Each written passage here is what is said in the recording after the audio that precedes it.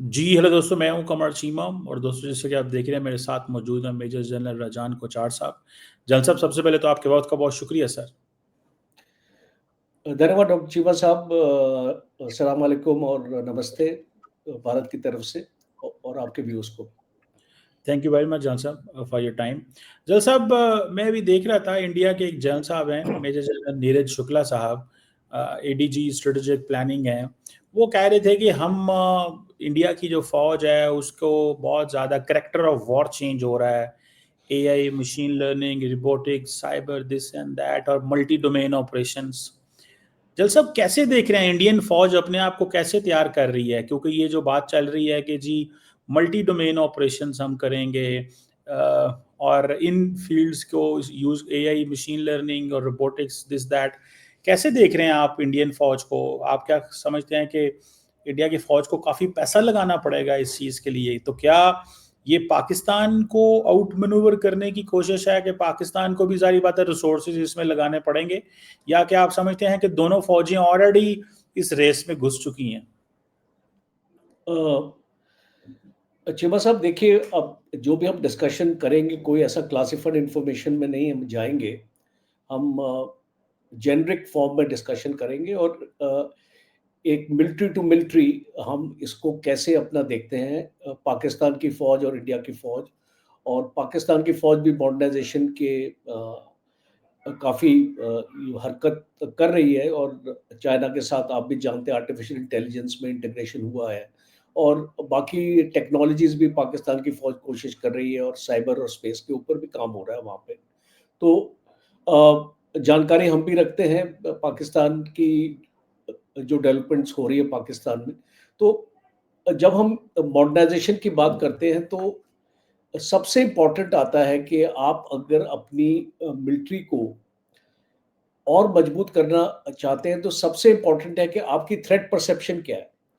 Because जो भी capability आप अपनी फ़ौज को देना चाहते हैं, वो एक थ्रेट परसेप्शन के ऊपर बेस्ड होती है। और अगर आपके थ्रेट ही नहीं है, तो आप क्यों अपना पैसा ज़ाय कर रहे हैं? और अगर आपके थ्रेट है, तो आप अपना बजट भी बढ़ाएँगे, हर एक चीज़ बढ़ाएँगे, अपनी फ़ौज को उस तरीके से तैयार करेंगे। और जो मॉडर्न वॉरफेयर हम यूक्रेन में भी देखते हैं, आपने एडीजी स्ट्रैटेजिक प्लानिंग का आपने ज़िक्र किया कि आपने उनका इंटरव्यू भी देखा था, मैंने भी देखा था उसका इंटरव्यू। तो वो एक बेसिकली एक मैसेज हम देने की कोशिश कर रहे हैं कि अपने देश को भी और इंटरनेशनल मीडिया को भी, कि हम अपनी फ़ौज को जहाँ-जहाँ पे चेंजेज़ हो रहे हैं वर्ल्ड में वॉर डॉक्ट्रिन्स में, और हर एक जो अच्छी एक फ़ौज होती है, वो लर्न करती है। हर एक चीज़ को अपने आप को इम्प्रूव करने की कोशिश करती है, क्योंकि टेक्नोलॉजी में काफ़ी बदलाव आ रहा है। और आपने ज़िक्र किया artificial intelligence, robotics, quantum computing, machine learning, और इस तरीके की जो टेक्नोलॉजी आ रही है। तो 2025 में डिफेंस मिनिस्टर राजनाथ सिंह जी ने एक ईयर ऑफ डिफेंस रिफॉर्म्स घोषित किया था, और उसमें हमारा जो डिफेंस एक्विजिशन प्रोसीजर है 2020 में बना था। अभी वो एक फाइनल स्टेज में पहुंच चुका है, और by the end of this year हमको एक नया एक एक्विजिशन प्रोसीजर मिलेगा। और बेसिक मकसद क्या है इस प्रोसीजर का, कि जो भी इक्विपमेंट आप इंडक्ट करना चाहते हैं फौज में, उसमें ज़्यादा टाइम नहीं आपको वेस्ट करना। मीन्स पहले जब हमको 4-5 साल लगते थे कि एक इक्विपमेंट को इसको इंडक्ट करने के लिए, अब हमको 24 महीने से 36 महीने के अंदर ये हमको प्रोसेस कंप्लीट करना पड़ेगा। और ये क्यों जो ये बदलाव आ रहा है, बिकॉज़ ऑफ थ्रेट परसेप्शन। आज आपने ज़िक्र किया चाइना का, आपने ज़िक्र किया पाकिस्तान का। आज भारत को 2 मेजर थ्रेट्स चाइना से भी हैं और पाकिस्तान से भी हैं। चाइना से कुछ रिलेशन इंप्रूव हुए, इसका ये मतलब नहीं है कि चाइना का थ्रेट खत्म हो गया। और चाइना एक ऐसी फौज है, टेक्नोलॉजिकली मैं मानता हूं कि हमारी ये फौज से सुपीरियर है। तो अब हम एक कैचअप करने की कोशिश कर रहे हैं, और जो जनरल शुक्ला ने भी यही बताया कि जो आने वाले वक्त में जो हमारी जो लड़ाई है, वो हमारी लेंथ और ब्रेड्थ की नहीं रहेगी। और खास तौर पे जब हम एक्चुअली बात करते हैं कि हम अपनी वॉर गेम्स भी करते हैं, आप भी अपनी वॉर गेम्स करते हैं, उसमें हम इस वॉर गेम्स में हम एयर और लैंड बैटल की हम बात करते हैं। ऑफ कोर्स नेवी का भी रोल अलग से होता है, बट हम जनरली एयर और लैंड बैटल्स की बात करते हैं। अब वो दौर बदल गया है, और यहाँ पे जो जनरल शुक्ला भी इसको बताने की कोशिश कर रहे थे कि साइबर और स्पेस के एरिया में लड़ाई लड़ी जाएगी। इलेक्ट्रोमैग्नेटिक वॉरफेयर है या हाँ, इलेक्ट्रॉनिक हाँ, वॉरफेयर, उसमें हाँ, आप बिल्कुल, बिल्कुल। तो जो उसके लिए टेक्नोलॉजी की ज़रूरत है। कुछ लेकिन टेक्नोलॉजी। जैसा मैं यहाँ पर रोकना चाहूंगा आपको, अगर टेक्नोलॉजी की जरूरत है तो इंडिया के पास तो कोई टेक्नोलॉजी उस लेवल की नहीं है अभी। मतलब आपको तो डिपेंडेंट है अमेरिका के ऊपर, अमेरिका से ताल्लुकात आपने खराब कर लिए हैं। मतलब आप तो वो तेजस जहाज नहीं बना सके बिकॉज जनरल इलेक्ट्रिक के इंजन आएंगे। तो सवाल ये पैदा होता है, आपने मुकाबला टेक्नोलॉजिकली चाइना का करना है, आपके पास कुछ टेक्नोलॉजी है नहीं, अमेरिका ने स्टॉप लगा दिया, तो where does India stand in terms of China का मुकाबला आप कैसे करेंगे अमेरिका के बगैर? तो अभी ये गलतफहमी में आपकी मैं दूर कर देता हूँ। और अगर आप बोलते हैं कि टेक्नोलॉजी अगर भारत के पास नहीं है, तो आप देखना 5 साल में भारत के पास किस टाइप की होम ग्रोन टेक्नोलॉजी आ जाएगी। अब मैं इसका ज़्यादा खुलासा आपके प्रोग्राम में करना नहीं चाहता, पर मैं आपको इतना इसको बताना चाहता हूँ कि जिस तरीके के प्रोग्राम्स हमने ऑलरेडी स्टार्ट अपना कर रखे हैं, जिसमें हमने एकेडमिया को भी अपने साथ हमने शामिल किया, और जनरल शुक्ला ने अपने उसमें भी बताया कि आपके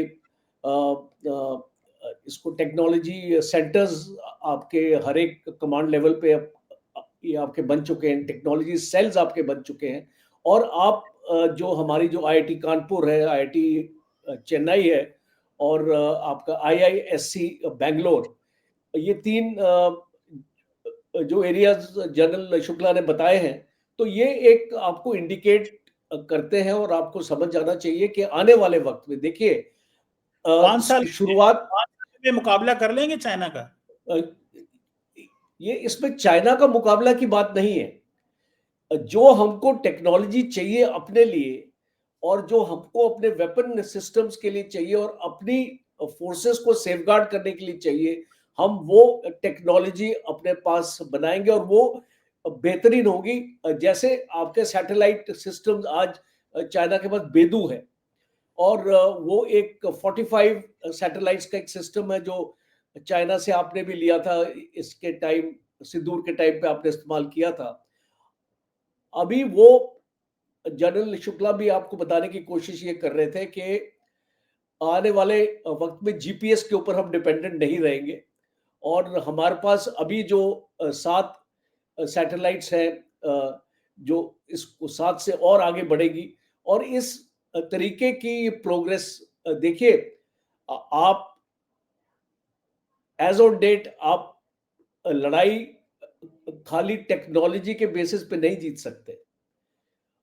आपको समझना पड़ेगा, जब अगर हम लद्दाख की बात करते हैं, मैं आपको एग्जांपल देता हूँ लद्दाख का, और अगर हम माउंटेन वॉरफेयर की बात करते हैं, जिस तरीके से हमारे फौज की ट्रेनिंग है, लद्दाख पे रहते हैं, वहाँ पे हार्डशिप्स हैं, और जो आपकी एक्टिविटाइजेशन है, which is able और to जिस support our economic rise and तरीके से provide that मजबूती के secure. साथ जो ट्रेनिंग हमारी इसको वहाँ पे होती है, हम चाइना का मुकाबला कर लेंगे।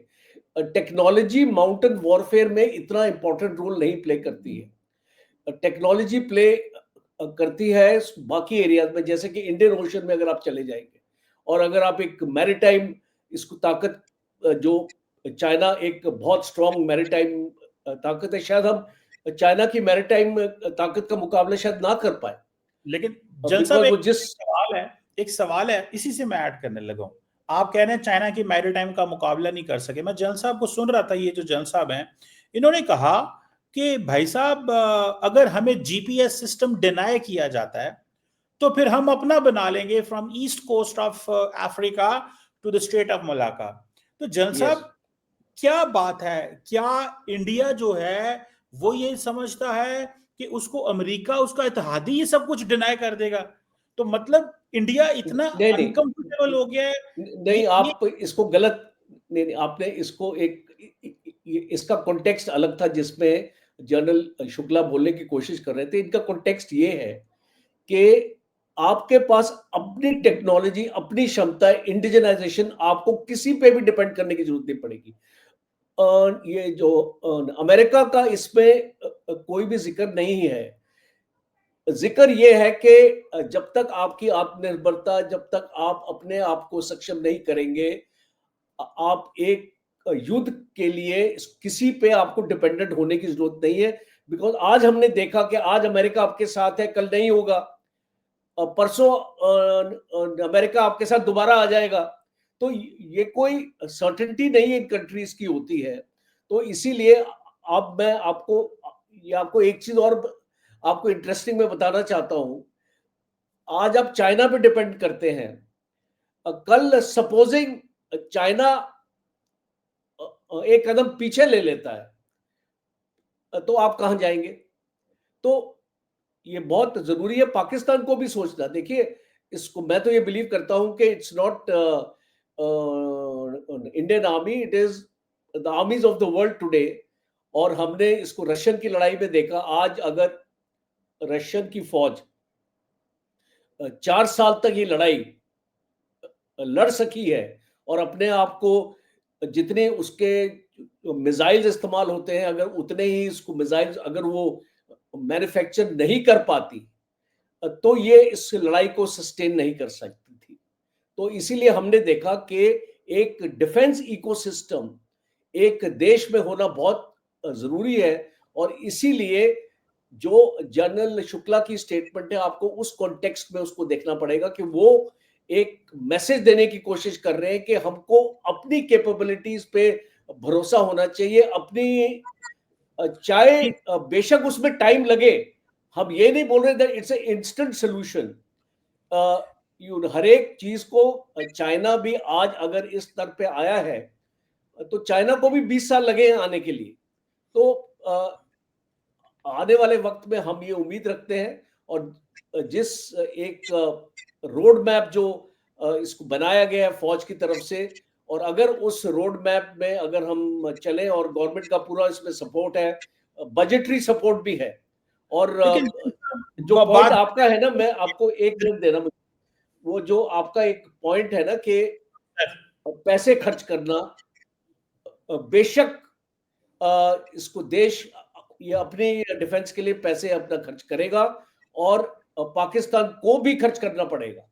तो इट्स नॉट दैट के पाकिस्तान देखता ही रहेगा, पाकिस्तान को भी अपना डिफेंस बजट अपना बढ़ाना पड़ेगा। क्योंकि जब तक हमारे रिलेशंस नहीं इंप्रूव होंगे, जब तक एक स्टेबिलिटी इस रीजन में नहीं आएगी, ये आर्म्स रेस इसको अनफॉर्चुनेटली आप इसको रोक नहीं पाएंगे। ऐसा बिल्कुल सही है। मैं इसको हम सिक्योरिटी डायलेमा कहते हैं कि मतलब China okay, is got more secure, India got insecure, the more India is secure, Pakistan got insecure, और ये फिर एक साइकिल चलता रहता है। लेकिन ओके, जलसा कहा यह जा रहा है कि इंडिया जो है वो अमेरिका को ये शो कर रहा था कि भाई चाइना मेरे लिए खतरा है, और तुम्हारा क्योंकि चाइना मसला है तो मैं और तुम चाइना को देखेंगे। मतलब सारी खतरा चाइना को दिखा रहा था, लेकिन प्रेपरेशन पाकिस्तान के खिलाफ कर रहा था। ये बात को अमेरिकन भी महसूस कर रहे हैं कि ये इन्होंने हमारे साथ ये खेल खेला है। This is what they are saying it, कि ये हमारे साथ नेस्टी गेम्स करते हैं, दिस एंड दैट। ये चीज जो है और ये भी जलसा इसमें थोड़ा सा ऐड ऑन भी कीजिएगा। अब ये जलसा जितनी भी बातें कर रहे थे, ऑब्वियसली बड़ी इन्होंने ये ऑन द रिकॉर्ड है, कोई सारी बात है, कोई सीक्रेट या ऐसी चीज तो नहीं है। लेकिन सवाल ये पैदा होता है कि ट्रेनिंग्स, प्रैक्टिस, सारा कुछ पाकिस्तान के खिलाफ होता है। अमेरिका को दिखाया जाता था चाइना, और प्रिपरेशन पाकिस्तान के खिलाफ होती है, एक्सरसाइजेज भी पाकिस्तान के खिलाफ होती हैं। तो डू यू थिंक कि ये जो अमेरिका के साथ इंडिया के मामलात खराब हुए हैं, इसका इंडिया की डिफेंस इंडस्ट्री को नुकसान हो सकता है? क्योंकि इंडिया कुछ वेपन रशिया से फ्रांस से लेता था, कुछ अमेरिका से लेता था, कुछ उसके पार्टनर से लेता था। अब वो एम्बार्गोज या कुछ ऐसी सिचुएशन भी क्रिएट हो सकती है, या एटलीस्ट वो टेक्नोलॉजी ट्रांसफर स्लो हो सकता है, क्योंकि द प्रॉब्लम इज कि ताल्लुक तो है लेकिन वो टेक्नोलॉजी नहीं आएगी उस तेजी से, बिकॉज कि इंडिया जो है उसने अमेरिका से ताल्लुकात खराब हो गए। इसको कैसे देखते हैं कि दिखाना चाइना लेकिन तैयारी पाकिस्तान के खिलाफ करनी, इसको अमेरिकन जो है वो भांप गए हैं। डू यू थिंक कि इससे इंडिया की जो मिलिट्री मॉडर्नाइजेशन को चैलेंज हो सकता है कोई? देखिए, ये एक आपका एक पर्सपेक्टिव है, आपका अपना है पर्सपेक्टिव। तो इसको मेरा ये पर्सपेक्टिव डिफरेंट है आपके पर्सपेक्टिव से, क्योंकि मैं चाइना को भी एडवर्सरी समझता हूँ। और हमारी अगर फौज में अगर आपने देखा कि जो फौज हमने पाकिस्तान के लिए रखी थी, या हमारे कुछ फॉर्मेशंस पाकिस्तान के लिए जो उनकी टास्किंग थी, आज वो चाइना बॉर्डर पर है। तो इसका ये मतलब नहीं है कि हम पाकिस्तान की तरफ ही देख रहे हैं और हमने अमेरिका को एक फॉल्स फ्रंट दिया है कि भाई हम चाइना से हम भिड़ना चाह रहे हैं, बट हम पाकिस्तान की तैयारी कर रहे हैं। हम दोनों की तैयारी कर रहे हैं। दूसरा इंपॉर्टेंट एक चीज मैं आपको बताऊंगा, आपने एक्सरसाइज का जिक्र किया है। चाइना बॉर्डर पर भी रेगुलर हर एक साल एक्सरसाइज होती है हमारी। वो एक डिफरेंट टाइप की एक्सरसाइज होती है, बिकॉज वहाँ का टेरेन अलग है, माउंटेन है। तो उसको वहाँ पे आपका ऑपरेशन अलर्ट बोलते हैं हम उसको, और वो हर एक साल होता है, और वो उस तरीके का होता है जो एक माउंटेन वॉरफेयर के लिए जरूरी है। और अभी आपने इसको देखा होगा कि बॉर्डर रोड्स ऑर्गेनाइजेशन जो हमारी बीआरओ है, और ये जानकारी ओपन मीडिया में है, उस 7,000 से ऊपर करोड़ का उसको बजट उसको मिला है। पिछले पिछले साल उसको 100 करोड़ का बजट था, अभी उसको डबल हो गया है।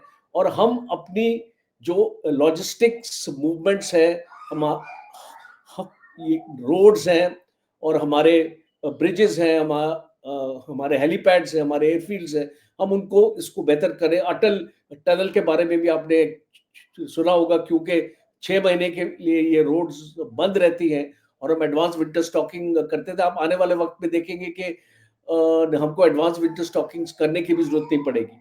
तो जो इस टाइप की जब हम एक सोच रख रहे हैं, एक एक हम इस टाइप का जो अपना एंडेवर हमारा जो हो रहा है, वो चाइना की तरफ भी हो रहा है। काफी पैसा वहां भी इसको लग रहा है, इसको चाइना के। और आप जानते हैं कि हाई ऑल्टीट्यूड्स में एक एक इस फॉर्मेशंस को मेंटेन करना जो कितने पैसे लगते हैं, बिकॉज हमारे पास एक पहले हमारे पास सियाचिन में एक ब्रिगेड थी, और हम उस पर करोड़ों रुपए खर्च करते थे। आज हमारे पास बहुत सारी ब्रिगेड्स हैं जो डिप्लॉयड है, तो उसके ऊपर भी पैसा लग रहा है। तो इसका ये मतलब नहीं है कि हमने पाकिस्तान के लिए ही अपनी फौज को रखा है। हमारी एक टू फ्रंट वॉर की हमारी प्रिपरेशन है। जनरल रावत ने भी कई बार इसको इसको बोला है, जब वो सीडीएस भी बने थे, कि हम एक टू फ्रंट वॉर की अपनी तैयारी कर रहे हैं। अब इसको क्वेश्चन ये आ जाता है कि ये आपका अमेरिका, जिससे हम टेक्नोलॉजी की उम्मीद रख रहे थे, मींस के हम अभी भी कोई ऐसा रिलेशन हमारा उनसे खराब नहीं हुआ है। और आप मत सोचिए कि स्ट्रेटेजिक पार्टनरशिप के ऊपर फर्क पड़ा हुआ है। ये ट्रेड के ऊपर है फर्क, जहां पे स्ट्रेटेजिक पार्टनरशिप्स की बात हो रही है, बिकॉज इसमें अमेरिका को फायदा है। अगर हम अमेरिका से खरीदेंगे तो अमेरिका की इकोनॉमी को पैसा मिलेगा, तो अमेरिका उसको क्यों रोकना चाहेगा? तो इसीलिए मुझे ऐसा लगता नहीं है कि जो एक पब्लिक परसेप्शन अभी दी जा रही है, हर एक जगह इसकी बात हो रही है कि अमेरिका हमारा दुश्मन बन गया, ऐसी बात नहीं है। अभी भी अमेरिका से जितनी भी हमने डील्स हमने साइन किए वो कैंसिल नहीं हुई है। और और एक कमिटमेंट अमेरिका हमको दे रहा है कि वो इसको टाइम पे इस डील्स को कंक्लूड करेगा। तो हम इसको ये मान के चलेंगे।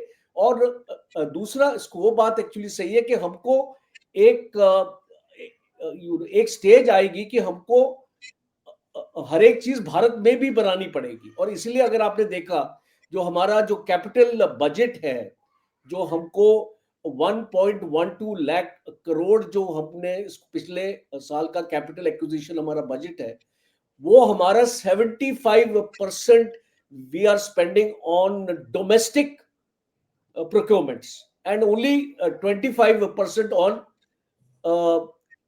आउटसाइड। तो ये जो फोकस है और ये जो रोड मैप है, ये रक्षा मंत्रालय ने हमारी फौज को दे दिया है। तो इसका मतलब है कि आज नहीं तो कल एक टाइम आएगा, आप उसको देखेंगे एंड आई विल से कि जिस स्पीड से काम चल रहा है वो आपको 5 या 7 साल में ये जो आपको डिफरेंस आपको नजर आ रहा है, और हो सकता है कि 5 साल बाद में आपके साथ एक प्रोग्राम करूं और हम इसके ऊपर दोबारा इस पे चर्चा करें, तो आप देखेंगे कि एक आप इसमें बदलाव देखेंगे सिचुएशन के ऊपर। और लास्ट पॉइंट मेरा ये है कि अगर हम सब कॉन्टिनेंट में स्टेबिलिटी चाहते हैं और वो बहुत जरूरी है, तो उसके बारे में आपके हुक्मरानों को भी, जो आपके लीडर्स हैं और जो आपके जनरल्स हैं, उसके बारे में एक्चुअली सोचना एक्चुअली पड़ेगा, बिकॉज दुश्मनी से आप अपने देश की तरक्की नहीं कर पाएंगे। मुझे जो ये इसको मानना है मेरा कि जलसा वी वो तो हैव टू ठीक। कम, हाँ, अब हमारे वी हैव पास to come to some meeting point. बिल्कुल एब्सोल्युटली राइट जलसा, पर मसला ये है कि when the generals are serving, उस वक्त वो थोड़ी हार्ड लाइन लेते हैं, जब रिटायर होते हैं तो नरम बातें करते हैं और डिप्लोमेट हो जाते हैं। तो जलसा ये मैं आपसे इंटरेस्टिंग सवाल पूछना चाहता हूँ। आज आपने देखा होगा कि जब उसकी चाइना और अमेरिका की मुलाकात हुई तो प्रेसिडेंट ट्रम्प ने कहा G2 ग्रेट टू, ठीक है जी। जलसा आपको लगता है कि चाइना अमेरिका नॉर्मलाइजेशन का मतलब है कि India will not be relevant to the United States the way Biden and Democrats wanted? क्योंकि आप देखें, द पॉइंट इज के अगर अमेरिका को इंडिया की जरूरत नहीं है तो क्यों वो इतना कुछ देगा? पहले तो बाइडेन और बाकी सारे कहते थे यार इंडिया की जरूरत है, उन्होंने सारे कहा जी बड़ी डेमोक्रेसी है, बड़ा कुछ है, बड़ी मार्केट है, बड़ी मंडी है, बड़ा जरूरी है, पार्टनर है, एलाय है, दिस दैट, बड़े कुछ गीत गाए गए। अब ट्रम्प ने क्या किया है? ट्रम्प यूरोप रशिया के साथ डायरेक्ट हो गया है, उसने यूरोप को फारा कर दिया है। वो चाइना के साथ डायरेक्ट हो गया है, इंडिया को उसने फिर साइडलाइन कर दिया है। ये जो अमेरिका को इंडिया की जरूरत ना होना against China, how much do you think this is going to compromise India's position? And at the same time India America relation इस एंगल में कितने को प्रॉब्लमेटिक हो सकते हैं या इसमें? क्योंकि याद रखें जब से ट्रम्प साहब आए हैं, ना वो इंडो पैसिफिक का जिक्र करते हैं, ना वो क्वाड शॉर्ड का जिक्र करते हैं, मतलब दैट दिस इज विजिबल, जिसमें इंडिया सबसे इंपॉर्टेंट प्लेयर था। तो इसको आप फिर कैसे देखते हैं? Very interesting question. अभी अभी मैं इसको लंबा नहीं खींचूंगा, बिकॉज इसका आंसर बहुत लंबा हो सकता है। बट इसको मैं इसको समराइज करने की कोशिश करूंगा कि Trump is now looking inwards. जो ट्रम्प 1.0 था, ही वाज लुकिंग आउटवर्ड। उसने देख लिया कि आउटवर्ड्स लुक करने से अमेरिका का कोई एक्चुअली फायदा हो नहीं रहा था। तो अभी आप जितनी भी पॉलिसीज आप ट्रम्प की देखें, तो वो उसकी डोमेस्टिक जो एनवायरनमेंट को, उसको वो अपना ज्यादा इम्पैक्ट एक्चुअली करता है। मेक अमेरिका ग्रेट अगेन जो उसका स्लोगन है, वो primarily he is addressing his own systems, his own policies within America. दूसरा, ट्रम्प ने रियलाइज किया है कि China is a difficult nut to crack. तो उसके साथ भिड़ने में कोई फायदा नहीं, बिकॉज ट्रम्प हैज रियलाइज कि आज अमेरिका की पोजीशन नहीं है कि वो चाइना के साथ कन्फ्रंटेशन कर सके। So he now wants to collaborate with China. China और अमेरिका, आप मेरे से लिखवा लीजिए, कभी भी दोस्त नहीं बन सकते हैं। They will always have strategic confrontation with each other because their aims are different. And China ये अपने आप को एक पूरे वर्ल्ड पावर की प्रोजेक्शन में लेने के लिए इसको आगे एक्चुअली बढ़ रहा है। इसका बेल्ट रोड इनिशिएटिव है क्या, मुझे बताइए। 150 countries of the UN out of 193 are part of the Belt Road Initiative. Today, China controls the economy of 150 countries in the world. Does America control the economy of 150 countries in the world? No. तो इसीलिए Trump is on the back foot, और Trump मौके की नजाकत देख रहा है। वो ये देख रहा है कि अब एक मौका नहीं है कि मैं भारत के साथ वो उस टाइप का रिलेशन रखूं, और मैं चाइना के साथ रिलेशन अपना मेंटेन करना चाहता हूं। और एक लास्ट पॉइंट मेरा ये है, in geopolitics they are no permanent enemies and there no permanent friends. आप अगर इस चीज को मान के चले, और आपको भी मैं अपना एक मिरर दिखाता हूं पाकिस्तान को, कि एक टाइम पे अमेरिका के साथ आपके रिश्ते बहुत अच्छे थे, एक टाइम पे अमेरिका के साथ आपके रिश्ते बहुत खराब हुए, और अभी फिर से आपके रिश्ते अच्छे हो गए। तो the same thing will happen with India also, because देखिए आपको एक चीज समझनी पड़ेगी, that India is the biggest market in the world, that population by itself generates GDP, generates income, and that is why आप इसको देखोगे, अभी आपको इसको नजर आएगा कि अमेरिका हमेशा इंडिया की मार्केट को टैप करने की कोशिश करेगा। और अगर भारत को वो हथियार भी दे रहा है, तो फ्री में तो नहीं दे रहा ना, तो उसको पैसे मिल रहे हैं, उसकी इकोनॉमी बेहतर हो रही है। और आप जानते हैं अमेरिका की जो आर्म्स इंडस्ट्री है वर्ल्ड की नंबर 1 है, और जो अमेरिका की इकोनॉमी है 70% उसकी इकोनॉमी उसके आर्म्स इंडस्ट्री से चलती है।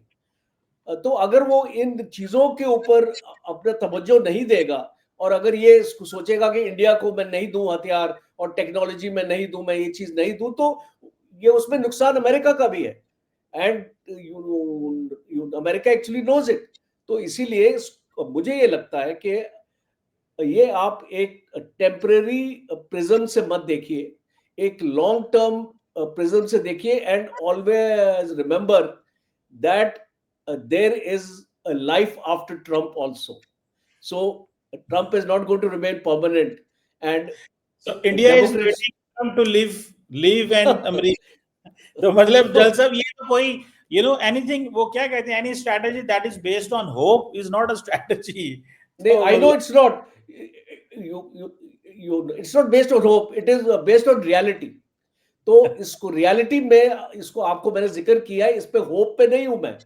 एंड बिकॉज ट्रम्प के आने के बाद हो सकता है कि फिर से रिपब्लिकन पार्टी दोबारा से आ जाए, तो पार्टीज का stand may not change towards India. So I'm not basing it on hope at all. I'm actually basing on reality, because if two countries need each other, I think it's a win-win situation for both of them. बिल्कुल ठीक है, let's see, देखते हैं चीजें कैसे unfold होती हैं। Right. Thank you very much major general Rajan Kochhar sahab, Thank you very much, Shiva sir. All the best. आपके बहुत शुक्रिया sir, thank you Shabba very खैर। मच।